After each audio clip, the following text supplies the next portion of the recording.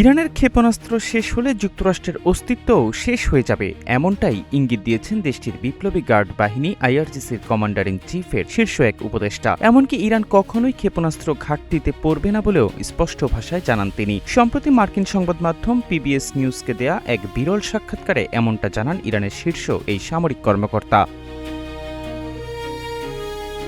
আইআরজিসির commander in চিফের শীর্ষ উপদেষ্টা brigadier general Mohammad Reza নুকদির সাক্ষাৎকারটি গ্রহণ করেন পিবিএস নিউজের তেহরানের প্রতিনিধি রেজা সাহার। সাক্ষাৎকারের জেনারেল রেজা নুকদি জানান, যুদ্ধ শুরু হওয়ার পর আমেরিকার হতবুদ্ধিতা এবং বিভ্রান্তির দেখা পাওয়া গেছে। তারা নিজেরাই জানে না তারা কি করছে।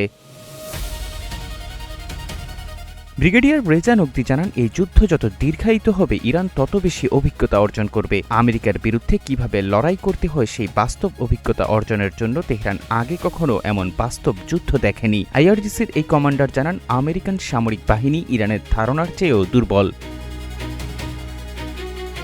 এ সময় ইরান এই যুদ্ধকে ট্রাম্পের মেয়াদ শেষে পরবর্তী মার্কিন প্রেসিডেন্ট পর্যন্ত টেনে নিতে চায় বলেও জানান ব্রিগেডিয়ার নুকদি। এটিকে ইরান নিজেদের প্রতিরোধ ক্ষমতা অর্জনের একটি উপায় বলে মনে করে, যাতে মার্কিন বাহিনী বুঝতে পারে ইরানের উপর ভবিষ্যতে আরও কোনো হামলার একটি চড়া মূল্য দিতে হবে। সাক্ষাৎকারে বেসামরিক জাহাজের উপর ইরানের হামলার যুক্তিও তুলে ধরেন ব্রিগেডিয়ার নুকদি। জানান, যেসব জাহাজ ইরানের নিয়ন্ত্রণের বাহিরে চলাচল করে সেসব জাহাজে শত্রুদের রসদ সরবরাহ করা হচ্ছে এই আশঙ্কা থেকে যায়। তাই বিশ্বের যেসব স্থানে যুদ্ধ চলে সেসব স্থানেই এই ধরনের আক্রমণের বৈধতা রয়েছে।